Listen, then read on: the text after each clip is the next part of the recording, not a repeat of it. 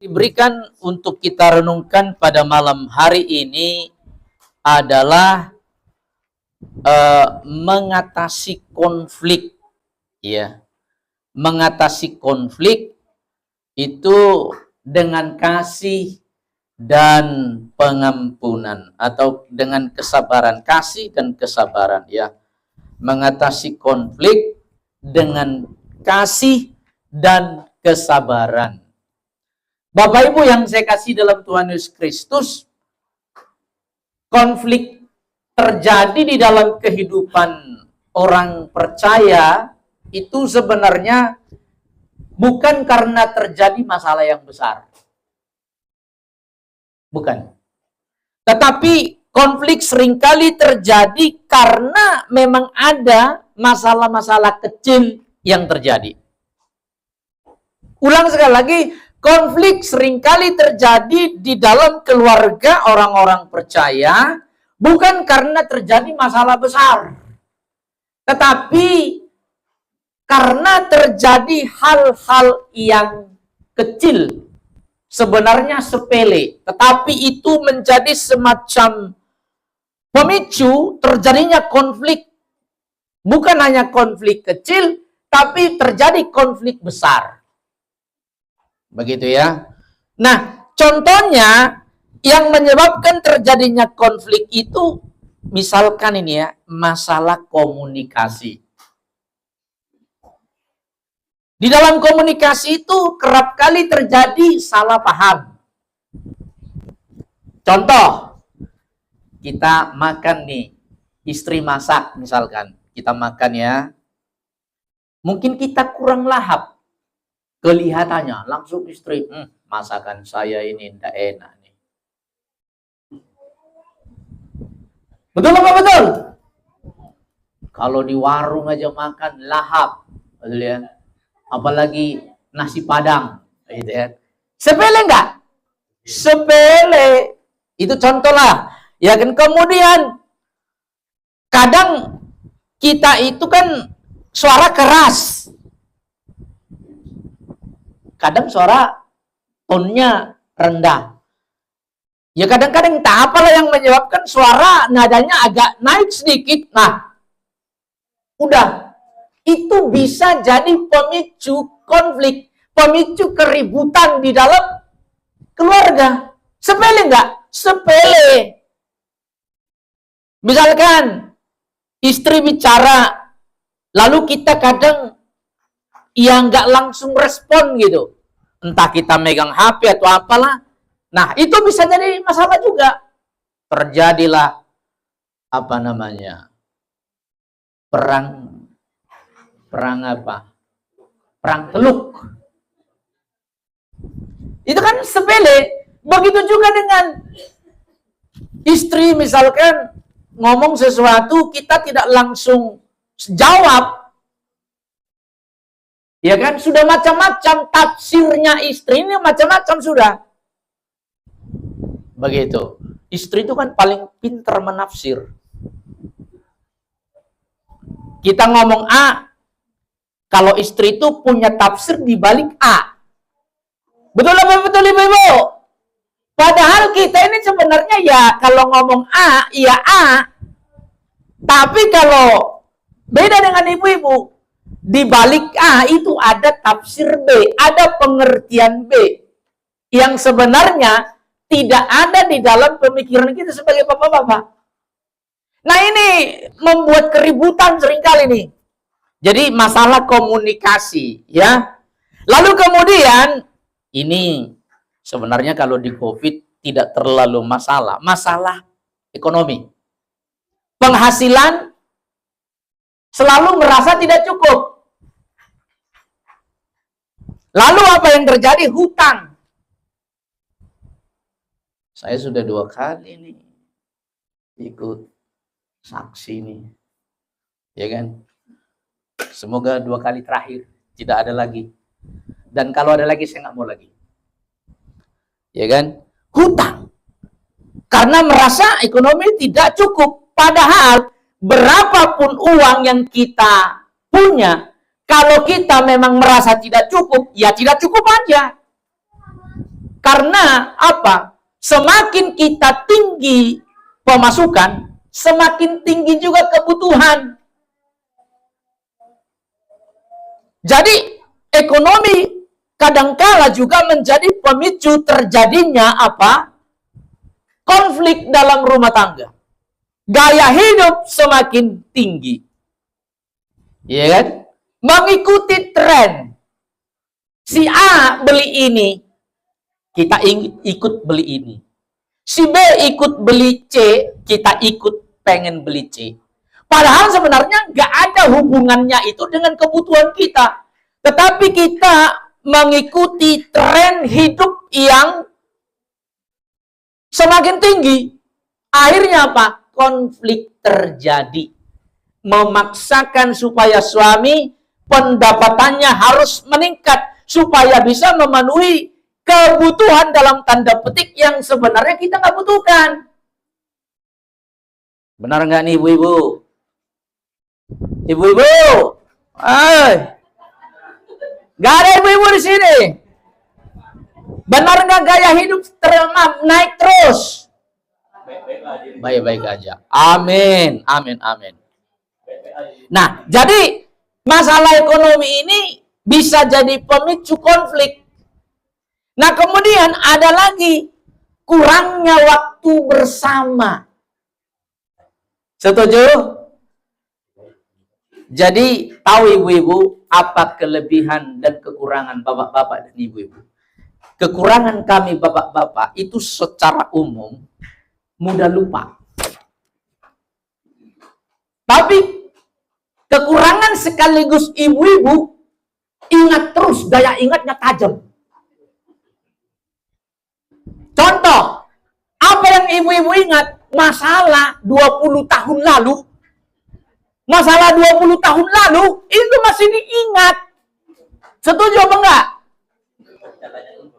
Waktu pacaran dulu, iya kan, waktu pacaran padahal sudah menikah 30 tahun, tetap masih diingat. Oh, daya ingat ibu-ibu tuh tajam. Masih segar dalam pikirannya. Beda dengan bapak-bapak. Bapak-bapak itu memang terkenal secara psikologi menggunakan pikiran, tapi sering lupa. Kelemahannya bapak-bapak begini, kalau misalkan dia pergi ke satu tempat, padahal sudah ada janji dengan istri, bisa lupa janji itu dengan istri karena ketemu temannya di satu tempat. Contoh misalkan, ya di pabrik saja, nggak usah jauh-jauh. Temannya bilang, nanti kita mancing ya. Sama-sama nih, kita pulang dari pabrik kita mancing. Oh, langsung bilang, oke. Padahal sudah ada janjinya dengan istri mau pergi ke satu tempat, entah mau makan atau mau apa begitu. Tapi karena itu tadi ketemu temannya di pabrik, janji mau mancing, lupa dengan janji ini. Akhirnya apa yang terjadi? Pulang ke rumah, terjadilah konflik, terjadilah perang teluk. Sederhana nggak? Sederhana. Tapi hal-hal yang sepele, yang sederhana ini seringkali menjadi semacam api yang membara yang mengakibatkan konflik itu terjadi.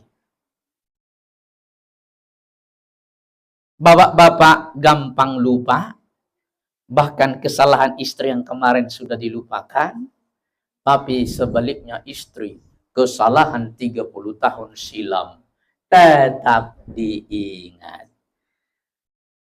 Betul apa salah saya ngomong ini, ibu-ibu? Betul ya. Jadi itulah hal semacam itu seringkali menjadi pemicu terjadinya konflik. Nah, bisa juga, kalau ini jarang ini, campur tangan pihak ketiga membuat konflik terjadi dalam rumah tangga. Siapa itu pihak ketiga? Contohnya mertua. Ini bukan rahasia umum, ibu-ibu itu lebih sayang kepada orang tuanya daripada kepada mertuanya. Betul nggak, Leo?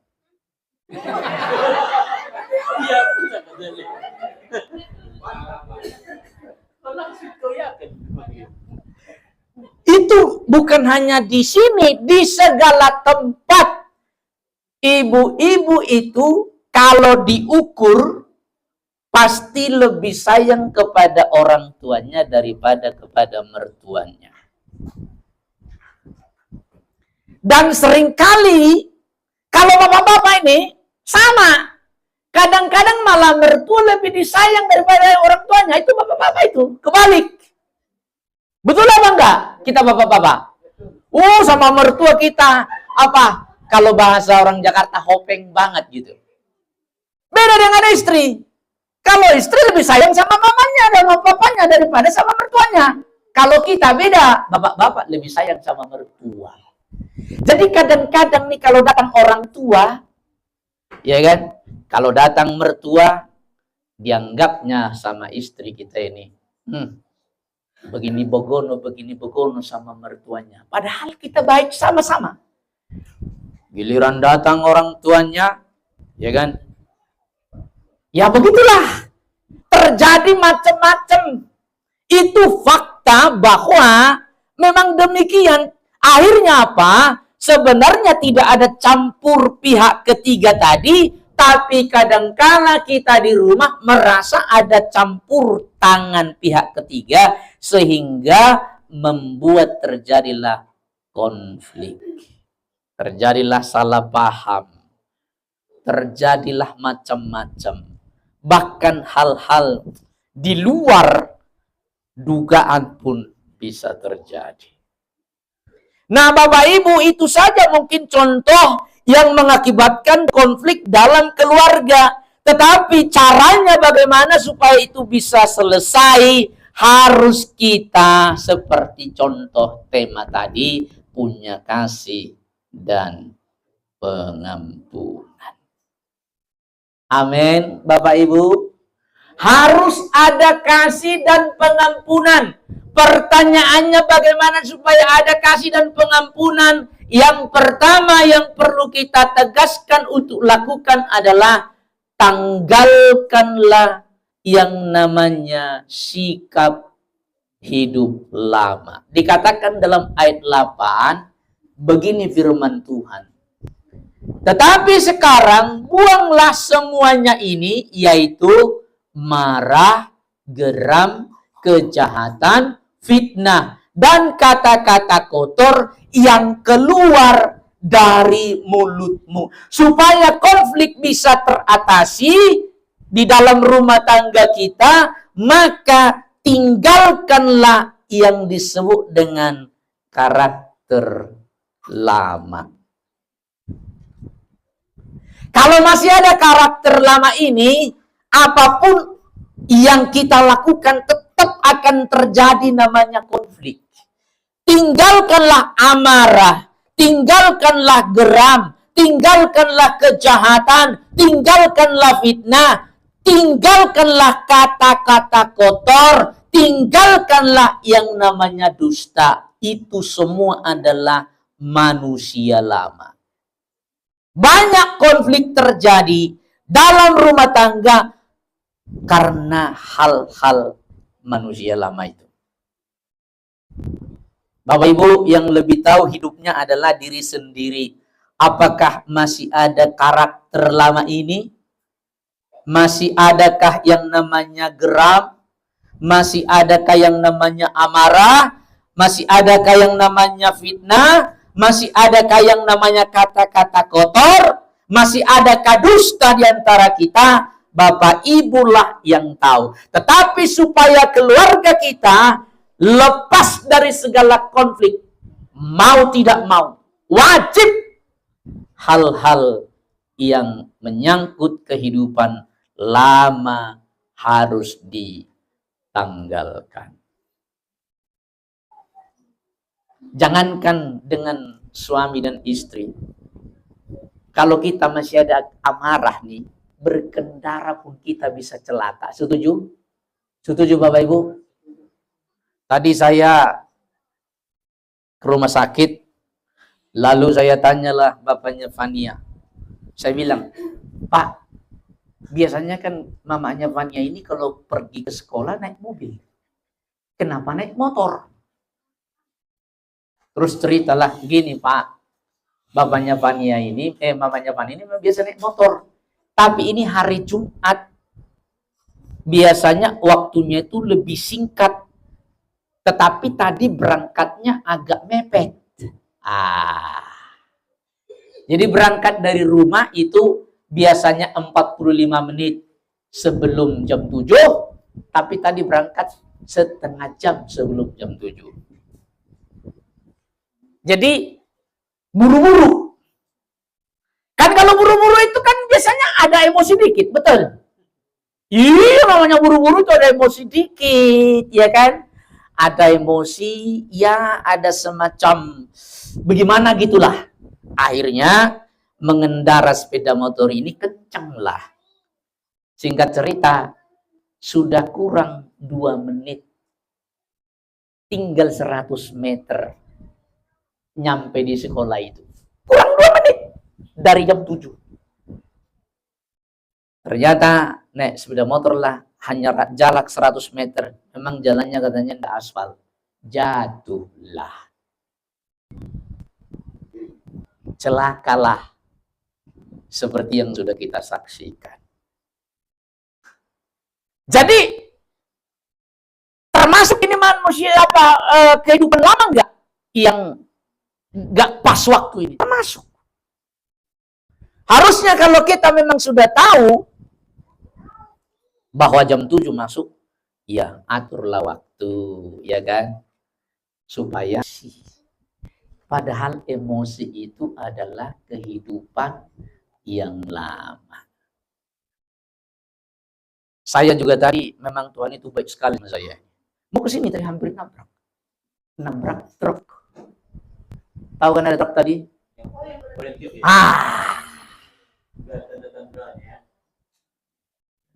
Saya udah bilang sama istri saya, pas kami memang berangkat tadi dari rumah kami tadi jam 6:15. Tapi saya bilang ini agak jauh, agak kencang dikit lah, jalan bagus Tuhan. Udah gelap, udah kelihatan. Wah, untung Bang Ai langsung bilang, awas sih, truk. Langsung saya banting kanan. Sudah dekat.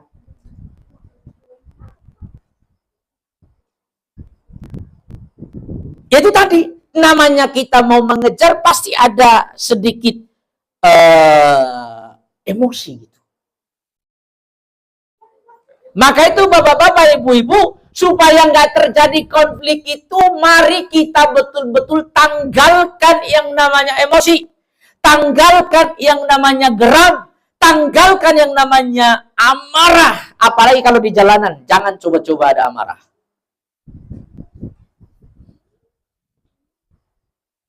Dalam bulan ini, bulan berapa ini, Mei ini, saya sudah melihat lebih dari 10 kali kecelakaan di jalanan. Apa yang saya maksud sini Bapak Ibu?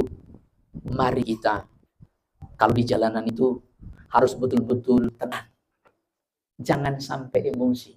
Apalagi habis tadi malam mungkin lagi cekcok sedikit dengan suami atau dengan anak, itu dipastikan dulu sebelum pergi, itu harus redam dulu. Kalau tidak, itu akan bikin konflik yang besar. Coba kalau kita celaka di jalan, apa yang terjadi? Konflik besar. Puji Tuhan, doa kita dijawab oleh Tuhan. Ibu Veronica Ko, itu CT scan-nya baik. Terima kasih buat bapak-bapak, ibu-ibu yang sudah mendoakan. Tapi seandainya, coba kalau sampai kepala ini, apa itu? Kena benturan, lalu guncanglah, ada otak dan segala macam pendarahan, bisa tergeser sedikit, itu konflik makin besar. Masalah makin besar. Tapi puji Tuhan, Tuhan baik. Tadi saya di sana pas dijahit yang luka di sini tuh. Saya ngelihatnya nggak tahan. Puji Tuhan saya nggak jadi dokter. Ya kan? Memang. Jadi dibius cuma di sini aja. Nggak dibius semua. Bapaknya Fania juga melihat gini-gini. Kami ada bertiga tadi situ gini-gini. Karena disuntik sama dokternya tuh, set, disuntik. Wah, disuntik biusnya itu. Baru habis itu dijahit, udah kayak menjahit apa gitu. Diambilnya apa tali itu ya, ada guntingnya itu, set set set set set, set gitu. Udah kayak jahit celana itu, celana sobek. Jadi Bapak Ibu, puji Tuhan, ya kan, hasil CT scan-nya baik dan luka yang ada di sini pun sudah dijahit. Dan tadi Mama Valerie bilang bahwa Bapak Fania dengan Mama Fania sudah pulang ke rumah. Tapi Bapak Ibu, mari kita tanggalkan amarah manusia lama supaya kita kalau di jalan itu bisa selamat. Suatu hari ada seorang anak muda datang kepada pendeta. Terus dia bilang, Pak Pendeta, gimana sih supaya saya ini tidak emosian? Kata pemuda ini. Terus apa jawab pendeta? Pendeta ini bilang begini, Tuhan tidak melihat siapa dirimu yang dulu, tetapi Tuhan melihat siapa dirimu yang bisa dibentuknya. Kalimat itu terus terngiang di pikirannya pemuda ini. Akhirnya dia memutuskan harus berhenti hidup dari masa yang lama. Dia komitmen.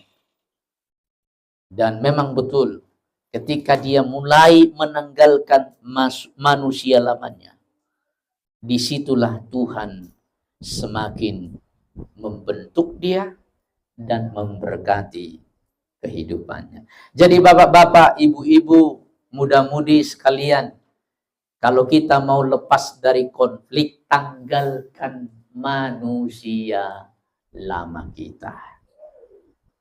Jangan pernah berkata, saya ini sulit untuk lepas manusia lama. No. Katakanlah sesuatu yang membangun dirimu. Ketika engkau berkata-kata yang membangun dirimu, maka Tuhan akan memampukan engkau untuk melakukan hal-hal yang membangun tadi. Konflik teratasi. Yang kedua, sabar dan saling mengampuni.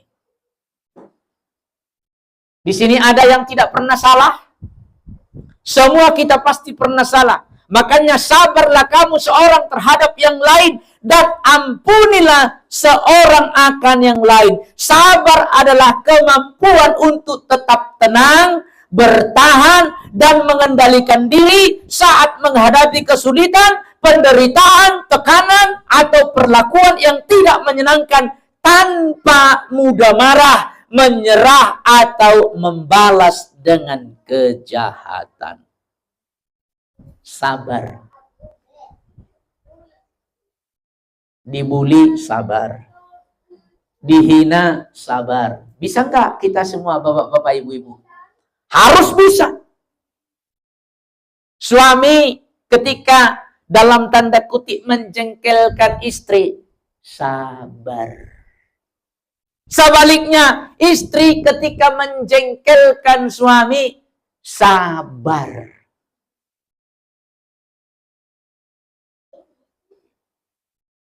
Ampuni dia. Pengampunan adalah obat yang sangat penting dan mujarab dalam keluarga. Tanpa pengampunan, luka tetap tersimpan. Tanpa pengampunan, kepahitan tetap tumbuh dalam rumah tangga. Tanpa pengampunan dan kesabaran, hubungan kita bisa menjadi dingin. Makanya itu, supaya enggak terjadi keributan dalam rumah tangga, mari kita sabar. Saya sangat kagum dengan Bapak Penatua Edmond ini. Orang tersabar bapak-bapak yang pernah aku temukan di Republik Konoha ini adalah Bapak Penatua Edmond. Bersyukurlah Mama Valerie punya suami seperti Bapak Dokter Edmond.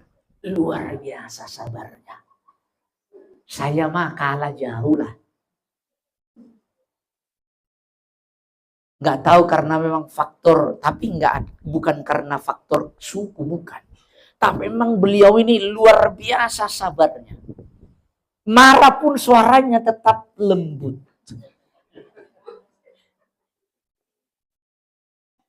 Kalau saya ini nggak marah pun suaranya kenceng. Apalagi marah. Sabar. Ada nggak batasnya sabar? Sabar itu tidak ada batasnya. Kesabaran membuat seseorang berpikir jernih. Pengampunan membuat hati kita damai. Amin. Amin Bapak Ibu. Kesabaran membuat seseorang berpikir jernih, tapi pengampunan membuat hati kita damai. Jadi Bapak Ibu, keluarga yang tidak pernah konflik itu sebenarnya nggak asik. Tapi dengan adanya konflik, cuma jangan sampai konfliknya besar. Ya konflik ya paling tidak 15 menit gitu. Itu mempererat cinta kita dengan istri kita. Sebaliknya cinta istri terhadap suami semakin erat. Tapi ingat baik-baik, harus kita sabar. Mengampuni. Ibu-ibu yang daya ingatnya baik, tajam, alihkanlah ingatanmu kepada hal-hal yang positif yang suamimu pernah lakukan. Setuju ibu-ibu? Setuju ibu-ibu? Amin. Bapak-bapak, walaupun kita suka lupa, jangan sampai melupakan istri di rumah. Kalau sudah ada istri di rumah, kalau memang gampang lupa, setel di HP, apa namanya itu, pengingat itu. Misalkan hari ini, nanti jam 6, saya akan ngantar istri, misalkan, mau ke salon kah, mau makan malam kah, tulis supaya nanti ketika sudah menjelang itu HP-nya bunyi, antar istri, antar istri, antar istri. Jangan sampai kita karena teman, ya, karena kolega kita, lalu kita lupa istri. Selesai kita Pak. Selesai. Mau dikurung, tidak masuk ke rumah atau mau bagaimana? Jadi, tetapi di atas semua itu, kita mesti sabar. Karena orang sabar itu lebih kuat daripada orang yang mudah marah. Pengampunan adalah bukti bahwa kasih lebih besar daripada luka. Sabar adalah kemampuan menunggu waktu Tuhan tanpa kehilangan iman. Dalam Matius 18 ayat 21-22. Kemudian datanglah Petrus dan berkata kepada Yesus, Tuhan, sampai berapa kali aku harus mengampuni saudaraku jika ia berbuat dosa terhadap aku? Sampai 7 kali? Yesus berkata kepadanya, bukan. Aku berkata kepadamu, bukan sampai 7 kali, melainkan sampai 70 kali 7 kali. Artinya tak terbatas. Mari kita belajar untuk sabar yang tak terbatas. Lampu merah di jalanan menjadi sebuah ilustrasi. Kita harus sabar. Tadi saya juga gagal sedikit. Jadi di Batu Licin itu yang ada titik, titik, yang gitu itu, entah bener entah enggak itu. Ya, cuma nakut-nakuti. Jadi saya pulang dari rumah sakit. Masih hijau, memang masih hijau. Pas saya sudah ini batasnya ini langsung merah dia, tapi sudah terlanjur. Ya kan aku jalan terus. Tapi masih dari sana sudah mau datang. Yang di belakang saya ikut-ikutan maju. Ya, di belakang saya mobil ras putih. Dia ikut maju. Ya syukur-syukur dia nggak ditabrak truk. Saya sudah lewat sini, mereka datang. Tapi sebenarnya saya sudah melanggar itu. walaupun sudah pas di batasnya ini, merah, harusnya saya harus berhenti. Tapi, ya itulah, namanya, tinggal sedikit, akhirnya, langsung saya lewat. Memang masih lolos lah. Tapi itu sudah nggak boleh. Sebenarnya, saya juga menyadari kesalahan saya. Tuhan, ampunilah saya kesalahan ini. Nah, kesabaran itu harus betul-betul kita jalankan. Bukan hanya di dalam rumah tangga, tapi dalam kehidupan sehari-hari. Sabar tidak ada batasnya. Sama seperti lampu itu. Dia tidak akan pernah, kalau merah ya merah, kuning ya kuning, hijau ya hijau. Kita harus sabar mengikuti aturan lampu tersebut. Kalau tidak, kita akan mengalami konflik yang besar. Yang ketiga, terakhir, gimana supaya kita mengatasi konflik? Jadikanlah kasih sebagai pengikat.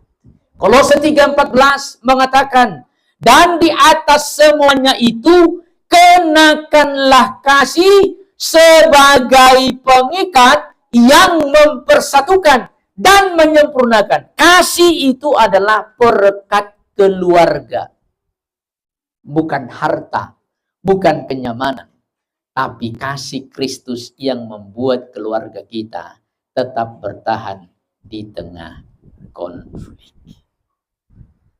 Jadikan kasih itu menjadi pengikat dalam keluarga.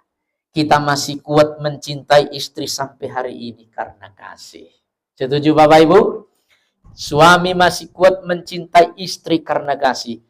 Istri mencintai suami itu karena kasih. Ketika anak-anak kita nakal, kita masih mencintai mereka karena kasih Kristus. Ketika anak-anak kita mungkin melanggar peraturan di rumah, kita tidak bisa marah, kita bisa menahannya, kita tetap bisa melayaninya. Itu karena kasih.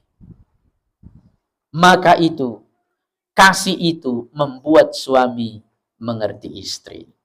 Kasih itu membuat istri menghormati suami. Kasih itu membuat orang tua sabar kepada anak. Kasih itu juga membuat anak belajar untuk menghormati orang tua.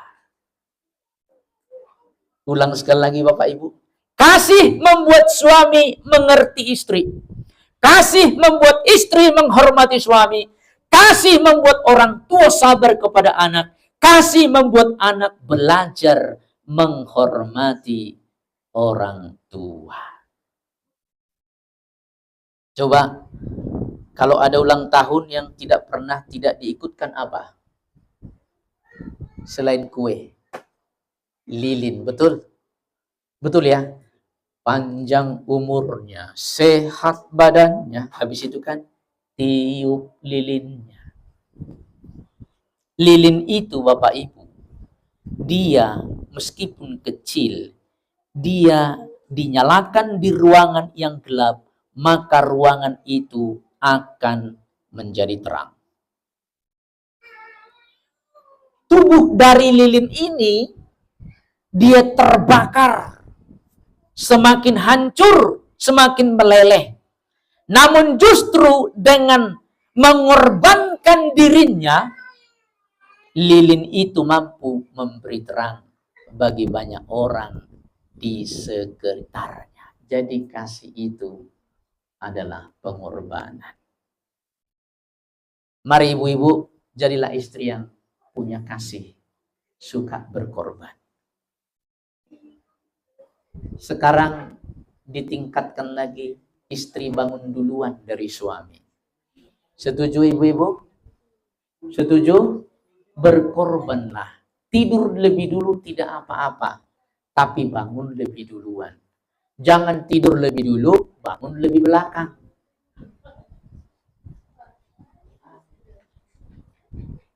Ulang sekali lagi Bapak Ibu. Kasih bukan hanya tentang kata-kata manis, tetapi kerelaan untuk memberi, menolong, mengampuni, dan berkorban bagi orang lain, terutama kita di dalam rumah tangga. Konflik tidak akan terjadi kalau kita saling mengasihi. Konflik tidak akan terjadi kalau kita saling sabar satu dengan yang lain. Jadi Mama Valeri, nanti kalau kita makan makanan ini, kalau Pak Penatua Edmond ngunyahnya agak lambat, jangan langsung pikirannya, masakan itu tidak enak ini. Jangan. Memang beliau itu sudah cara makannya begitu.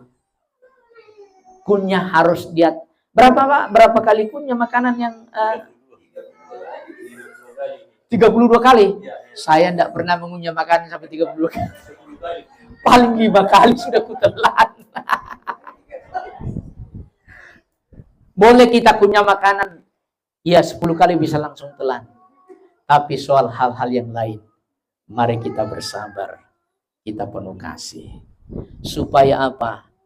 Keluarga kita lepas dari konflik. Kasih itu sabar. Ya, kasih itu murah hati. Itu dalam 1 Korintus 13 ayat yang keempat sampai 5. Yohanes 15 ayat yang ketiga. Tidak ada kasih yang lebih besar daripada kasih seorang yang memberikan nyawanya. Jadi marilah Bapak Ibu, kita milikilah kasih itu, milikilah kesabaran itu, tanggalkanlah kehidupan yang lama, maka konflik akan selesai dalam setiap rumah tangga kita. Tuhan Yesus memberkati kita semua. Dosa panjang-panjang Bapak Ibu ya, cukup ya, sudah 30 menit lah, cukup lah. Ya, amin.